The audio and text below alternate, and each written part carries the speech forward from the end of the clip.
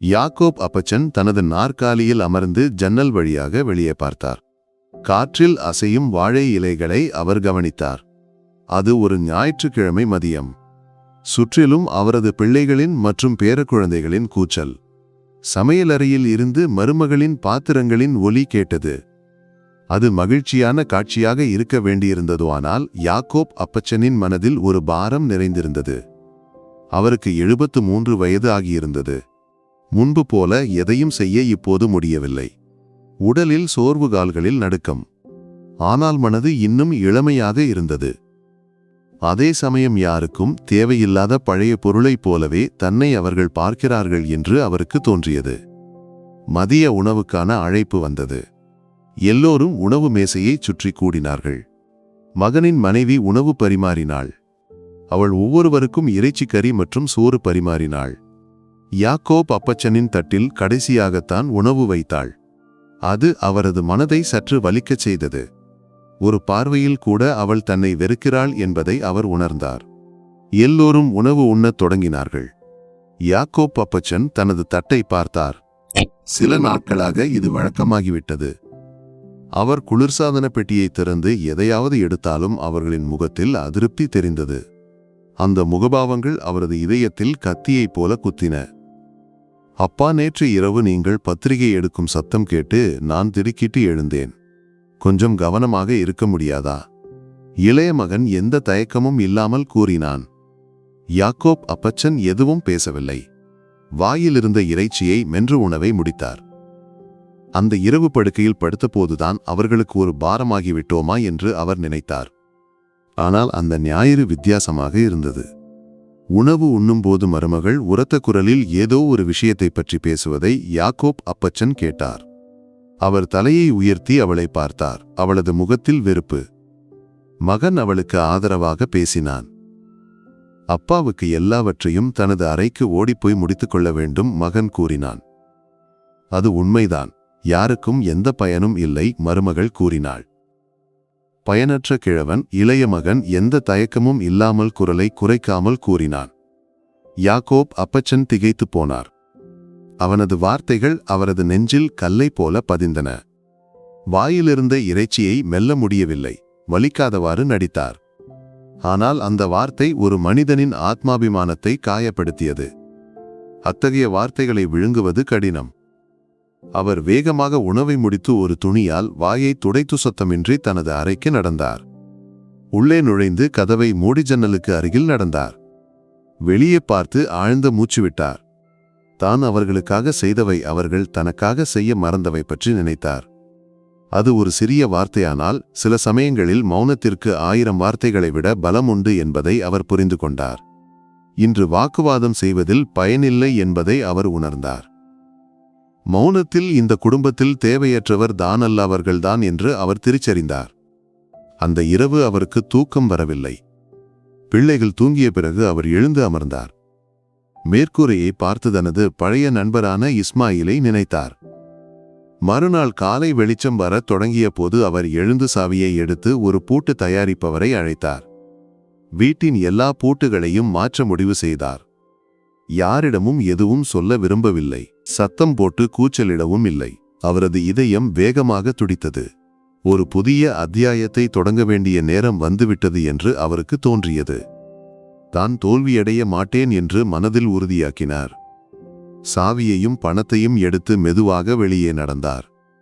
அது ஒரு மௌன புரட்சியின் தொடக்கமாக இருந்தது. காலையில் வெளிச்சம் வருவதற்கு முன்பே யாக்கோப் அப்பச்சன் வெளியேறினார். தெருவிளக்குகள் இன்னும் அணையவில்லை. குளிர்ந்த காற்று அவரது முகத்தில் அடித்தது. இந்த வயதில் பொதுவாக அவர் வீட்டிலிருந்து போர்வையில் சுருண்டு படுத்திருக்க வேண்டும். ஆனால் இன்று தன்னை மீட்டெடுக்க வேண்டும் என்று அவருக்கு தோன்றியது. அவர் வேகமாக நடந்தார். அவரது இலக்கு அருகிலுள்ள ஒரு சிறிய கவலை. அங்கு இஸ்மாயிலின் கடை இருந்தது. 5 தசாப்தங்களுக்கு மேலாக இஸ்மாயில் அங்கு சாவிகளும் பூட்டுகளும் விற்று வந்தார். யாக்கோப் அப்பச்சனின் நண்பர் அவர். இளமையில் இஸ்மாயிலின் தந்தையுடன் சாவி தயாரிக்க கற்றிருந்தார் யாக்கோப். ஆனால் வாழ்க்கை வேறு பாதைகளுக்கு அவரை அழைத்துச் சென்றது. கடையின் முன் வந்தபோது யாக்கோப் பார்த்தார். இருட்டிலும் இஸ்மாயில் தனது வேலையில் மூழ்கியிருந்தார். இஸ்மாயில் யாக்கோப் மெதுவாக அழைத்தார். இஸ்மாயில் தலையை உயர்த்தி பார்த்தார். யாக்கோப்பை பார்த்ததும் அவர் கண்களில் ஆச்சரியம் நிறைந்தது. யாக்கோப் அப்பச்சன், இந்த காலையில் என்ன நடந்தது? ஒன்றுமில்லை, எனக்கு சில பூட்டுகளும் சாவிகளும் வேண்டும், யாக்கோப் கூறினார். அவரது குரல் மென்மையாக இருந்தது. இஸ்மாயில் அதிகம் கேள்வி கேட்கவில்லை. யாக்கோபின் முகத்தில் உள்ள துக்கத்தை அவர் புரிந்து கொண்டார். என்ன வேண்டும் என்று சொல்லுங்கள், இஸ்மாயில் கூறினார். எல்லா பூட்டுகளும். முன் கதவுபின் கதவு வாசல் கேட் எல்லாவற்றுக்கும், யாக்கோப் கூறினார். சத்தமில்லாத நல்ல தரமான பூட்டுகள். இஸ்மாயில் சிறிது நேரம் யாக்கோப்பை பார்த்தார். பின்னர் வேகமாக சென்று நல்ல தரமான பூட்டுகளையும் சாவிகளையும் எடுத்து வந்தார். இது புதிய மாடல், மிகவும் இலகுவானதுவானால் மிகவும் வலிமையானது. யாக்கோப் புன்னகைத்தார். நன்றி இஸ்மாயில். நீங்கள் அதிகம் கேள்வி கேட்காதது நல்லது. நமக்கு தேவையில்லாத விஷயங்களில் தலையிடாமல் இருப்பது நல்லது நண்பரே, இஸ்மாயில் கூறினார். யாக்கோப் பணம் கொடுத்து சாவிகளையும் பூட்டுகளையும் ஒரு பையில் வைத்து வீட்டுக்கு திரும்பி நடந்தார். நடக்கும்போது ஒவ்வொரு சாவிக்கும் ஒரு கதை உண்டு என்று அவருக்கு தோன்றியது. அவரது வாழ்க்கையே ஒரு பெரிய சாவிக்கொத்து. குடும்பம் என்ற வீட்டின் ஒவ்வொரு கதவையும் தான் உழைப்பால் திறந்தவர். வீட்டிற்கு வந்தபோது எல்லோரும் ஆழ்ந்த உறக்கத்தில் இருந்தனர். அவர் சத்தமின்றி உள்ளே நுழைந்தார். முதலில் முன்கதவின் பூட்டை மாற்றினார். அது வருடங்களாக அவர் பயன்படுத்தியது. பழைய பூட்டை அகற்றிய போது அவரது மனதில் ஒரு பாரம் இறங்கியது போல் இருந்தது. புதிய பூட்டை உறுதியாக்கினார். அது பழையதை விட இலகுவாகவும் மிகவும் பலமாகவும் இருந்தது. பின் கதவுக்கு அருகில் சென்றார். அந்த கதவு பிள்ளைகள் விளையாடும்போது பல முறை திறந்து கிடக்கும். எத்தனை முறை அவர்களை திட்டியிருப்பார். அந்த பூட்டை மாற்றும்போது பழைய நினைவுகள் அவர் மனதில் மின்னின. வாசல் கேட்டுக்கு சென்றார். அது மிக முக்கியமான பகுதி. இந்த கேட் வழியாகத்தான் அவரது வாழ்க்கையின் எல்லா மகிழ்ச்சிகளும் உள்ளே வந்தன. பிள்ளைகள் சிரித்து விளையாடி வீட்டிற்கு ஓடி வந்தது இந்த கேட் வழியாகத்தான். அந்த கேட்டின் பூட்டை மாற்றும்போது அவருக்கு கண்களில் ஈரம் வந்தது. அப்பா, இது என்ன? ஒரு குரல் கேட்டு யாக்கோப் திடுக்கிட்டு திரும்பி பார்த்தார். இளைய மகன் படிக்கட்டில் இருந்து கீழே இறங்கி வந்தான். அவனது கண்களில் பயமும் ஆச்சரியமும். அவன் தூக்கத்திலிருந்து எழுந்தவன் போல் தோன்றினான். யாக்கோப் அமைதியாக மகனின் கண்களை பார்த்தார். தனது கைகளுக்கு வயதாகிவிட்டதோ, ஆனால் அவற்றின் பலம் குறையவில்லை என்று அவருக்கு தோன்றியது. ஒன்றுமில்லை மகனே, யாக்கோப் கூறினார். நான் உடைந்தவற்றை சரி செய்கிறேன். மகனின் கண்கள் விரிந்தன. யாக்கோபின் வார்த்தைகள் அவனை ஆச்சரியப்படுத்தின. அவன் பயந்து போயிருந்தான். ஒரு கணம் அவன் எதுவும் பேசாமல் நின்றான். யாக்கோப் பூட்டை மாற்றுகைகளை துடைத்தார். அப்போது மற்ற மகன்களும் எழுந்து வந்தனர். அவர்கள் படிக்கட்டிலிருந்து கீழே பார்த்தனர். அவர்களின் முகங்களில் ஆச்சரியமும் பயமும் நிறைந்திருந்தது. ஏதோ மாறிவிட்டது என்று அவர்களுக்கு புரிந்ததோ, ஆனால் என்னவென்று அவர்களுக்கு தெரியவில்லை.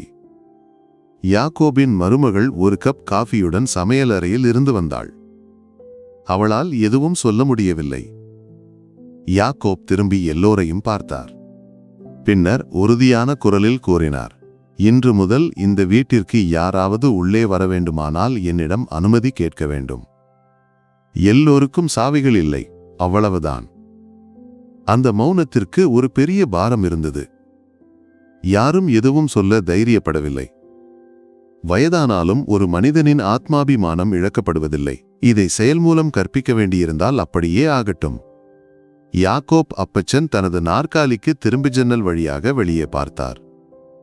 ஒரு புதிய வாழ்க்கையின் சாவி தனது கைகளில் இருப்பதாக அவருக்கு தோன்றியது. யாக்கோப் அப்பச்சனின் அறிவிப்பிற்கு பிறகு அந்த வீடு மௌனமாகிவிட்டது. அந்த மௌனத்திற்கு ஒரு பெரிய பாரம் இருந்தது. மகன்களின் முகங்களில் உள்ள ஆச்சரியம் பயத்திற்கு வழிவகுத்தது. யாரும் யாக்கோப் அப்பச்சனின் கண்களை பார்க்க தைரியப்படவில்லை. அவர்களுக்கு என்ன செய்ய வேண்டும் அல்லது என்ன சொல்ல வேண்டும் என்று தெரியவில்லை. யாக்கோப் அப்பச்சன் தனது நாற்காலியில் அமர்ந்து வெளியே பார்த்தார். ஒரு சிகரெட் பற்ற வைத்து புகையை வெளியே விட்டார். இந்த வீட்டை செங்கல் கட்டி சிமெண்ட் இட்டு தனது கைகளால் உருவாக்கியவர் என்று அவர் நினைத்தார். ஆனால் இப்போது இந்த வீட்டில்தான் ஒரு பாரமாக மாறிவிட்டேன் என்று அவர்களுக்கு தோன்றுகிறது. சில நிமிடங்களுக்கு பிறகு அவர்கள் பழைய வாழ்க்கைக்கு திரும்ப முயற்சித்தனர். சிலர் எதுவும் நடக்காதது போல் நடித்தனர், மற்றவர்கள் துன்பப்படுவது போல் நடந்து கொண்டனர். யாக்கோபின் இளைய மகன் படிக்கட்டிலிருந்து கீழே வந்தான். அவனது முகத்தில் பயம் இருந்தது. அவன் வேகமாக அறைக்கு சென்றான். அவனது மனைவி சமையல் அறைக்கு சென்று பாத்திரங்களை கழுவத் தொடங்கினாள். அவர்கள் யாக்கோப் அப்பச்சனை புறக்கணிக்க வேண்டும் என்று நினைத்தனரானால் அது அவ்வளவு எளிதாக இல்லை. யாக்கோப் அப்பச்சனின் இருப்பு அந்த வீட்டில் ஒரு புதிய அதிகார மையத்தை உருவாக்கியது. எல்லா கதவுகளும் இப்போது அவரது அனுமதியுடன் மட்டுமே திறக்கப்படும். அவர்களுக்கு ஏதாவது தேவைப்பட்டாலும் அவரிடம் அனுமதி கேட்க வேண்டும். இது அவர்களின் வாழ்க்கையில் ஒரு பெரிய மாற்றமாக இருந்தது. 1 மணி நேரத்திற்கு பிறகு யாக்கோப் அப்பச்சனின் இளைய மகன் அவரிடம் வந்தான்.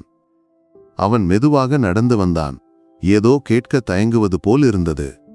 அவனது முகத்தில் குற்ற உணர்வு தெரிந்ததுவானால் அது உண்மையா என்று யாக்கோபுக்கு உறுதியாக தெரியவில்லை.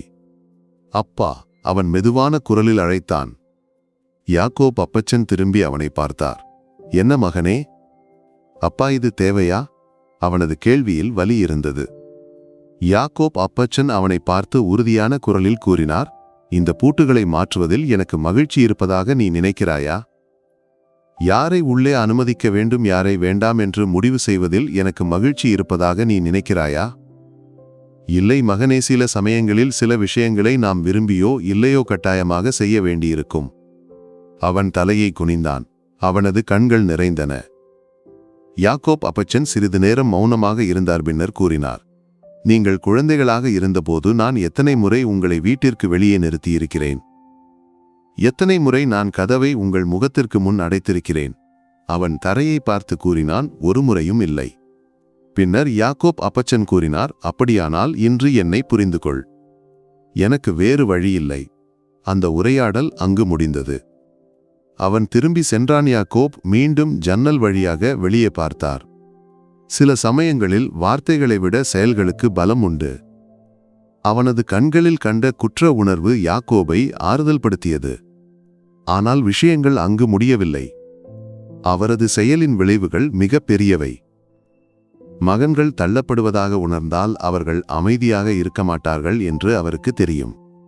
அவர்கள் போனில் பேசுவதையும் யாக்கோப் அறைக்குள் நுழையும் போது கதவுகள் மூடப்படுவதையும் அவர் கவனித்தார். அவர்களுக்கு தனக்கு எதிராக ஏதோ திட்டம் இருப்பதாக அவருக்கு தோன்றியது. தனக்கு பயனில்லாத போது அவர்கள் தன்னை ஒரு பாரமாகவே பார்ப்பார்கள். அது ஒரு துயரமாக இருந்தாலும் உண்மை. அவர்களின் அடுத்த நகர்வு என்னவாக இருக்கும் என்று அவர் நினைத்தார். அவர் அந்த வீட்டின் புதிய காவல்காரனாக தன்னை மனதில் கண்டார். தனது ஆத்மாபிமானத்தை மீட்டெடுக்கும் போராட்டம் தொடங்கியிருந்தது. யாக்கோப் அப்பச்சனின் சாவி புரட்சி அந்த வீட்டில் ஒரு புதிய அதிகார சமன்பாட்டை நிறுவியது. ஆனால் மகன்களின் மனதில் அது மேலும் வெறுப்பையும் கோபத்தையும் உருவாக்கியது. அவர்களிடையே இரகசிய உரையாடல்கள் அதிகரித்தன. யாக்கோப் அறைக்குள் நுழையும் போது போன் உரையாடல்கள் திடீரென நின்று கதவுகள் மூடப்படுவதை அவர் கவனித்தார். அவர்களுக்கு தனக்கு எதிராக ஏதோ திட்டம் இருப்பதாக அவருக்கு தோன்றியது. தனக்கு பயனில்லாத போது அவர்கள் தன்னை ஒரு பாரமாகவே பார்ப்பார்கள். அது ஒரு துயரமாக இருந்தாலும் உண்மை. ஒரு புதன்கிழமை மதியம் யாக்கோப் வழக்கம்போல் ஜன்னல் அருகில் அமர்ந்திருந்தார். தன்னை அவமானப்படுத்திய இளைய மகன் அவரிடம் வந்தான். அவன் தலையை குனிந்திருந்தான். வழக்கமாக அவனது முகத்தில் இருந்த திமிர் அந்த நிமிடத்தில் காணப்படவில்லை. இது ஒரு துயரத்தை அறிவிக்கும் அமைதி என்று யாக்கோபுக்கு புரிந்தது. அப்பா, அவன் மெதுவான குரலில் அழைத்தான். யாக்கோப் அவனை பார்த்தார். சொல் மகனே. நாங்கள் எல்லோரும் கூடி பேசினோம், அவன் கூறினான். அவனது குரலில் ஒரு நிச்சயமின்மை இருந்தது. நாங்கள் நினைப்பது அப்பாவுக்கு மேலும் பராமரிப்பு கிடைக்கும் ஒரு இடத்திற்கு மாறுவது நல்லது என்று. ஒரு முதியோர் இல்லத்திற்கு. மகனின் வார்த்தைகள் யாக்கோபின் இதயத்தில் மின்னல் போல் பாய்ந்தன. முதியோர் இல்லம். இந்த வார்த்தையை அவர் எதிர்பார்த்திருந்தாரானாலும் அதை நேரடியாக கேட்டபோது ஒரு கணம் அவரது நெஞ்சு உடைந்து போனது போல் தோன்றியது. அவர் அமைதியாக அவனை பார்த்து தனது உணர்ச்சிகரமான வலியை மறைத்து கேட்டார். முதியோர் இல்லத்திற்கா? அது உங்களை விரும்பாததால் இல்லை, மகன் வேகமாக கூறினான், உங்களுக்கு நல்லது வேண்டியதால். அங்கு நல்ல பராமரிப்பு கிடைக்கும். உங்களுக்கு வயதாகிவிட்டதே. எனக்கு வயதாகிவிட்டதுவானால் எனது நினைவுகளுக்கு வயதாகவில்லை. இந்த வீட்டை நான் எப்படி உருவாக்கினேன் என்று எனக்கு நினைவிருக்கிறது, யாக்கோப் கூறினார். அவனது கண்களை பார்க்கும்போது யாக்கோபுக்கு எல்லாம் புரிந்தது. தன்னை அகற்றுவது மட்டுமல்ல, இந்த வீட்டை தங்களுக்கு சொந்தமாக்கவும் அவர்களுக்கு திட்டமிருந்தது. தான் ஒரு பாரமாக மாறும்போது இந்த வீடு முழுவதையும் அவர்கள் சொந்தமாக்கலாம். ஆனால் யாக்கோப் எதுவும் பேசவில்லை. அவர் மெதுவாக எழுந்து சமையலறைக்கு சென்றார். தனது புதிய சாவிகளை வைத்திருந்த மேசை இழுப்பறையை திறந்தார். அவற்றை பார்த்து பின்னர் மீண்டும் வைத்தார். தனக்கு அதிக தூரம் செல்ல வேண்டியதில்லை என்று அவருக்கு தோன்றியது. இந்த வீடு தனது வியர்வையும் இரத்தமும் கொடுத்து உருவாக்கிய இந்த வீடு அவர்களுக்கு விட்டுக் கொடுக்க அவர் தயாராக இல்லை. அந்த இரவு அவர் அவர்களுடன் உணவு உண்ணவில்லை. தனது அறையின் கதவை மூடி உள்ளே அமர்ந்தார். தனது வீட்டின் ஒவ்வொரு செங்கல்லை பற்றியும் தனது மகன்களின் பிறப்பை பற்றியும் நினைத்தார். தான் அவர்களுக்கு எதையாவது தவறு செய்தேனா அவர் தன்னை கேட்டார். இல்லை, என்னால் முடிந்த எல்லாவற்றையும் செய்தேன். இந்த வீட்டில் இனி தனக்கு இடமில்லை என்று அவர் உணர்ந்தார். ஆனால் ஒரு பெரிய யுத்தத்திற்கு தயாராக வேண்டும் என்று அவர் முடிவு செய்தார். தனது ஆத்மாபிமானத்தை மீட்டெடுக்க, தனது வீட்டை மீட்டெடுக்க. மறுநாள் காலை யாக்கோப் அப்பச்சன் வழக்கத்தை விட முன்னதாக எழுந்தார். தனது பழைய சட்டையையும் முண்டையும் மாற்றுபத்திரமாக வைத்திருந்த புதிய சட்டையை எடுத்தார். வெள்ளை நிற சட்டை அணிந்தபோது அவருக்கு ஒரு புதிய ஆற்றல் வந்தது போல் தோன்றியது. அவர் தாடியையும் முடியையும் ஒழுங்கு செய்து வழக்கம் போல் நடக்க வெளியேறினார். சூரியன் உதயமாகி வருவதற்கு இன்னும் சிறிது நேரம் இருந்தது. பறவைகள் பாடத் தொடங்கவில்லை. யாக்கோப் அப்பச்சன் நேராக இஸ்மாயிலின் கடைக்கு நடந்தார். இஸ்மாயில் வழக்கம் போல் கடையை திறந்து வைத்திருந்தார். யாக்கோபை பார்த்ததும் அவர் புன்னகைத்தார். யாக்கோப் அப்பச்சா, என்று புதிய உடையில் இருக்கிறீர்களே, என்ன விசேஷம்? ஒரு விசேஷம் உள்ளது இஸ்மாயில், யாக்கோப் கூறினார். எனக்கு ஒரு பெரிய பூட்டு வேண்டும். வேறு யாராலும் திறக்க முடியாத ஒரு பூட்டு. இஸ்மாயில் அதிகம் கேள்வி கேட்கவில்லை. அவர் தலையசைத்தார். மிக பெரிய மற்றும் கனமான ஒரு பூட்டை யாக்கோபுக்கு கொடுத்தார். அந்த பூட்டின் எடை யாக்கோபின் கைகளுக்கு தாங்க முடியாத அளவுக்கு இருந்தது. ஆனால் அவரது மனதில் உள்ள பாரம் அதைவிட பெரியதாக இருந்தது. யாக்கோப் பூட்டுடன் வீட்டிற்கு திரும்பி நடந்தார். சூரிய கதிர்கள் ஆற்றிலும் மரங்களிலும் பட்டு பிரகாசிக்கத் தொடங்கின. பறவைகள் உரத்து பாடத் தொடங்கின. வீட்டிற்கு வந்தபோது எல்லோரும் எழுந்திருந்தனர். சமையலறையில் இருந்து மகனின் மனைவியின் குரல் கேட்டது. யாக்கோப் அப்பச்சன் நேராக வாசல் கேட்டுக்கு சென்றார். கேட்டை உறுதியாக மூடிகையில் இருந்த புதிய பூட்டை பொருத்தினார். அந்த பூட்டின் எடை அவரது கைகளில் தங்கவில்லை என்று அவருக்கு தோன்றியது. அவருக்கு வயதாகிவிட்டதுவானால் அவரது ஆத்மாபிமானம் இளமையாக இருந்தது. அப்பா, இதை பற்றி நீங்கள் யோசித்தீர்களா? இளைய மகன் படிக்கட்டிலிருந்து கீழே வந்து கேட்டான். யாக்கோப் அப்பச்சன் அமைதியாக தலையசைத்தார். ஆமாம், நான் முதியோர் இல்லத்திற்கு செல்லப்போவதில்லை என்று முடிவு செய்தேன். மகன் ஏதாவது சொல்ல முயற்சிப்பதற்கு முன் யாக்கோப் கையை உயர்த்தி கூறினார். நான் இன்னொரு விஷயமும் முடிவு செய்தேன். இன்று முதல் இந்த வீடு இந்த பூட்டால் மூடப்படும். அப்பாவை குப்பை போல் தூக்கி எறியலாம் என்று நினைப்பவர்கள் இந்த கதவை கடந்து வெளியே செல்லலாம். அவர்களுக்கு இனி இந்த வீட்டில் இடமில்லை. முன்பு சத்தங்கள் நிறைந்திருந்த அந்த வீட்டில் இப்போது ஒரு மௌனம். அது ஒரு புயலுக்கு முன் உள்ள அமைதி போல் இருந்தது. மகன்களின் முகங்களில் உள்ள அதிர்ச்சியும் பயமும் தெளிவாக தெரிந்தன. யாக்கோப் அப்பச்சன் பூட்டின் சாவியை பாக்கெட்டில் வைத்து தனது நாற்காலிக்கு திரும்பினார். அவர் ஜன்னல் வழியாக வெளியே பார்த்தார். இப்போது பூட்டுக்கேட்டில் உள்ளது. வீட்டிற்குள் இருப்பவர்கள் இந்த கதவை கடந்து வெளியே செல்ல வேண்டுமானால் அவரிடம் அனுமதி கேட்க வேண்டும். அது அவர்களுக்கு ஒரு பெரிய திருப்பமாக இருந்தது. அவர்கள் பயந்து போயிருந்தனர். ஏனெனில் யாக்கோப் அப்பச்சன் முதல் முறையாக அவர்களின் வாழ்க்கையில் கட்டுப்பாடுகளை விதித்தார். அவர்களுக்கு எந்த சந்தேகமும் இல்லாமல் புரிந்தது, யாக்கோப் அப்பச்சன் இப்போது அவர்களின் தலைவர். விஷயங்கள் இப்படித்தான் யாக்கோப் கூறினார், செயல்களால், வார்த்தைகளால் இல்லை. யாக்கோப் அப்பச்சன் அவர்களின் முகங்களில் உள்ள பயத்தை பார்த்து சிரித்தார். இது பழிவாங்குவதற்காக இல்லை, தனது ஆத்மாபிமானத்தை மீட்டெடுப்பதற்காக இருந்தது. இந்த வீட்டின் அதிகாரம் இப்போது அவரது கைகளில் இருந்தது. யாக்கோப் அப்பச்சனின் எதிர்பாராத நகர்வு குடும்பத்தில் ஒரு பெரிய பதற்றத்தை உருவாக்கியது. கேட்டில் உள்ள பெரிய பூட்டு அவர்களுக்கு யாக்கோபை பயமுறுத்தும் ஒரு நினைவூட்டலாக மாறியது. அவர்களுக்கு வெளியே செல்ல வேண்டுமானாலும் அவரது அனுமதி தேவைப்பட்டது. அது அவர்களுக்கு ஒரு பெரிய திருப்பமாக இருந்தது. நாட்கள் கடந்து சென்றன, மௌனம் தொடர்ந்தது. ஆனால் அந்த மௌனத்தை யாக்கோப் எதிர்பார்த்திருந்தார். அவர்கள் பழையபடி யாக்கோப் அப்பச்சனை புறக்கணிக்கவும் ரகசியமாக விஷயங்களை பேசவும் தொடங்கினர். அவர்களுக்கு யாக்கோப்புக்கு எதிராக ஒரு வழி கண்டுபிடிக்க வேண்டும் என்று அவருக்கு தெரிந்தது. அவர்கள் போனில் பேசுவதையும் யாக்கோப் அறைக்குள் நுழையும்போது கதவுகள் மூடப்படுவதையும் அவர் கவனித்தார். அவர்கள் தனது இடத்தை சொந்தமாக்க ஒரு வழி தேடிக் கொண்டிருந்தனர். ஒரு நாள் மாலை யாக்கோப் அப்பச்சன் வழக்கம் போல் ஜன்னல் அருகில் அமர்ந்திருந்தார். மகன் உள்ளே வந்தான். யாக்கோப் தனது பழைய துப்பாக்கியை சுத்தம் செய்து கொண்டிருந்தார். அது வருடங்களாக அவர் வேட்டையாட பயன்படுத்தியது. மகனை பார்த்தபோது யாக்கோபின் இதயம் ஒரு கணம் நடுங்கியது. அப்பா, மகன் மெதுவான குரலில் அழைத்தான். யாக்கோப் துப்பாக்கியை சுத்தம் செய்து அலமாரியில் வைத்து அவனிடம் கேட்டார், இப்போது இப்படி பேச என்ன காரணம்? நாங்கள் ஒருவருக்கொருவர் பேசினோம், மகன் கூறினான். அவனது வார்த்தைகள் உண்மையாக இருப்பதாக யாக்கோபுக்கு தோன்றியது. நாங்கள் உங்களிடம் செய்தது தவறு, நாங்கள் உங்களை மதிக்கவில்லை. யாக்கோப் அவனை பார்த்தார். அவனது கண்களில் குற்ற உணர்வு தெரிந்தது. ஆனால் அது உண்மையானதா என்று அவருக்கு உறுதியாக தெரியவில்லை. அவர் அவனிடம் கூறினார், நீங்கள் அதை புரிந்து கொண்டதில் எனக்கு மகிழ்ச்சி.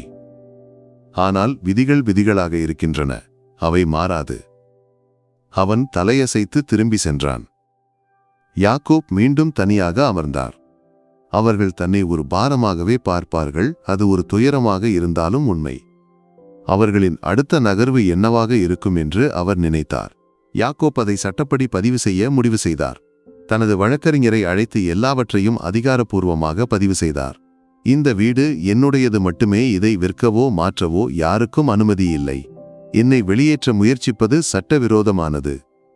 அவர் பேசுவதை மகன்கள் இடைவெளியிலிருந்து கேட்டனர். அவர்களால் எதுவும் செய்ய முடியாது என்று அவர்களுக்கு புரிந்தது. அந்த நிமிடத்திலிருந்து யாக்கோபுக்கு அமைதி கிடைத்தது. ஆனால் யாருக்கும் முழுமையாக ஆறுதல் கிடைக்காது என்று யாக்கோபுக்கு தெரிந்தது. நாட்கள் கடந்து சென்றன, மௌனம் தொடர்ந்தது. ஆனால் அந்த மௌனத்தை அவர் எதிர்பார்த்திருந்தார். மகன்கள் அவரது பின்னால் போனில் பேசுவதை அவர் கவனித்தார். அவர்கள் தனது இடத்தை சொந்தமாக்க ஒரு வழி தேடிக் கொண்டிருந்தனர். அவர் எழுந்து தனது சாவியையும் பூட்டையும் எடுத்து நேராக சப் ரிஜிஸ்ட்ரார் அலுவலகத்திற்கு சென்றார். அவர் தனது கதையைச் சொன்னார். அதிகாரி ஒரு புதிய ஆவணத்தை எழுதினார்.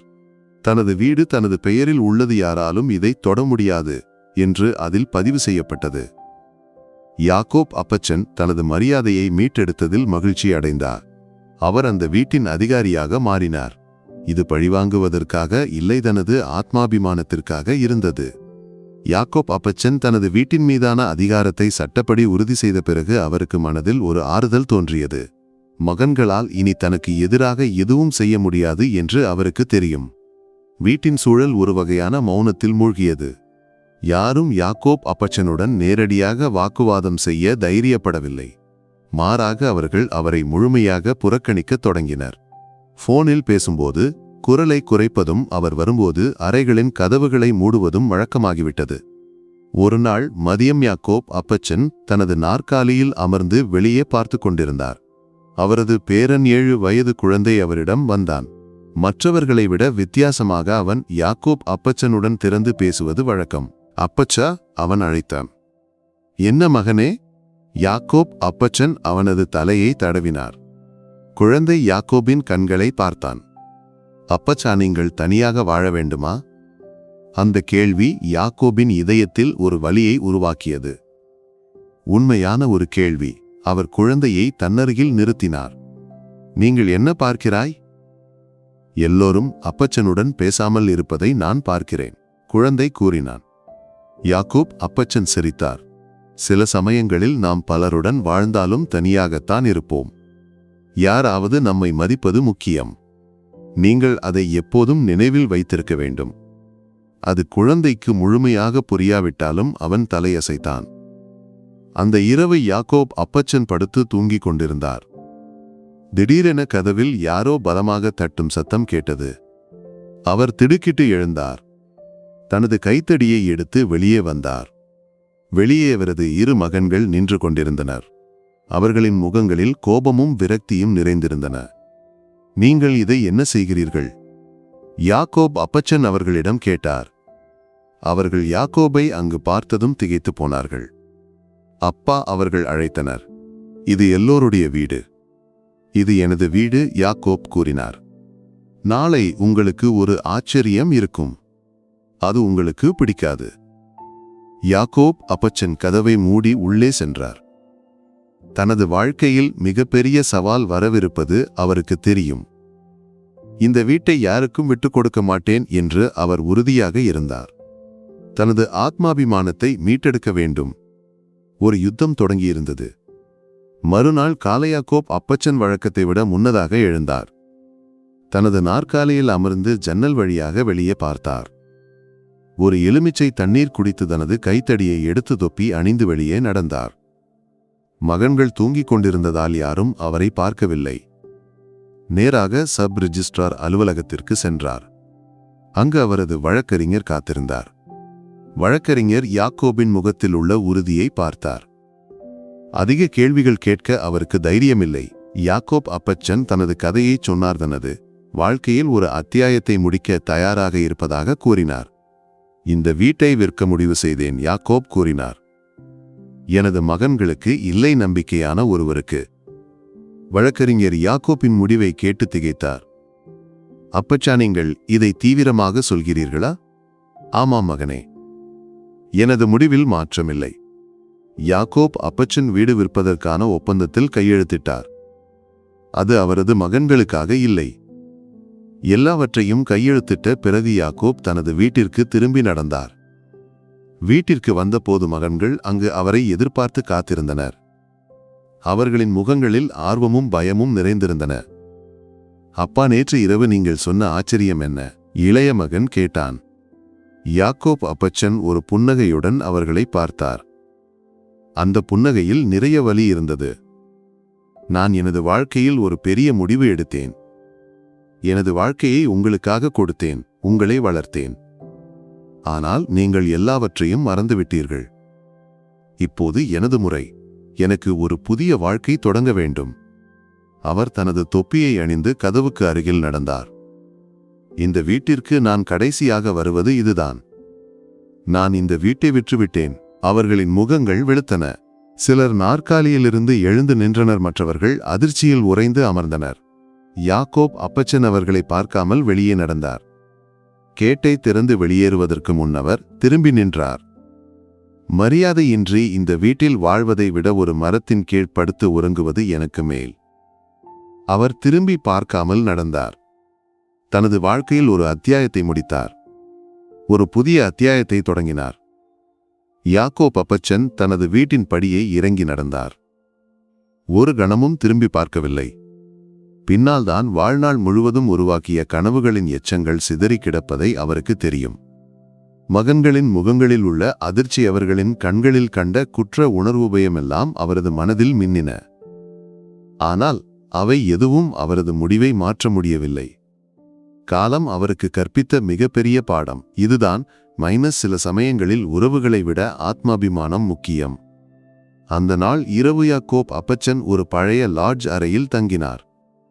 அது ஒரு சிறிய அறை, ஜன்னல்களுக்கு திரை இல்லை, ஒரு பழைய கட்டில் மட்டுமே இருந்தது. ஆனால் அந்த அறையில் அவர் அமைதியாக உறங்கினார். வருடங்களுக்கு பிறகு முதல் முறையாக மனதுக்கு இவ்வளவு அமைதி கிடைத்திருக்கலாம். மறுநாள் யாக்கோப் அப்பச்சன் தனது பழைய நண்பரான இஸ்மாயிலிடம் சென்றார். இஸ்மாயில் யாக்கோப்பை பார்த்ததும் அவர் கண்களில் ஆச்சரியம் நிறைந்தது. என்ன யாக்கோப் அப்பச்சா, நேற்று வீடு விற்ற விஷயத்தை கேள்விப்பட்டேன், அது உண்மையா? ஆமாம், உண்மைதான், யாக்கோப் கூறினார். எனக்கு ஒரு புதிய வாழ்க்கை தொடங்க வேண்டும் இஸ்மாயில். இஸ்மாயில் யாக்கோபின் கையை இறுக்கமாக பிடித்தார். அப்படியானால் நான் உங்களுடன் இருக்கிறேன். அந்த நிமிடத்திலிருந்து இஸ்மாயில் யாக்கோபின் புதிய வாழ்க்கையில் ஒரு முக்கிய பகுதியாக மாறினார். அவர்கள் ஒரு மித்து சாவிகள் தயாரித்து பழைய பொருட்களை விற்கத் தொடங்கினர். யாக்கோப் அப்பச்சனின் கைகளுக்கு இன்னும் பலம் இருந்தது. அதே சமயம் வீட்டில் நாடகீய காட்சிகள் அரங்கேறின. வீடு விற்கப்பட்ட விஷயம் தெரிந்த மகன்கள் ஒருவருக்கொருவர் சண்டையிட்டனர். அந்த வீட்டிற்கு உரிமைகளுக்காக வாக்குவாதங்கள் நடந்தன. ஒரு சகோதரன் மற்றவரை குறை கூறினான். வீடு இழந்ததற்கு அவர்கள் தந்தையை குறை கூறினர். ஆனால் அவை எதுவும் யாக்கோப் அப்பச்சனை பாதிக்கவில்லை. ஒரு நாள் யாக்கோப் அப்பச்சன் தெருவில் நடந்து கொண்டிருந்த போது அவரது இளைய மகன் ஓடி வந்தான். அவனது முகத்தில் குற்ற உணர்வு நிறைந்திருந்தது. அப்பா, நாங்கள் எல்லோரும் உங்களிடம் செய்தது தவறு. நாங்கள் உங்களை மதிக்கவில்லை. யாக்கோப் அவனை பார்த்தார். நீங்கள் அதை புரிந்து கொண்டதில் எனக்கு மகிழ்ச்சி. ஆனால் விதிகள் விதிகளாக இருக்கின்றன. அவை மாறாது. இந்த வீடு இனி என்னுடையது இல்லை. அவர் திரும்பி நடந்தார். தான் உருவாக்கிய இந்த பூமியில் இனி தனக்கு உரிமை இல்லை என்று அவருக்கு தெரியும். அவர் ஒரு சிறிய கட்டிலுக்கு அருகில் தங்கி பழைய நினைவுகளை பகிர்ந்து கொண்டார்.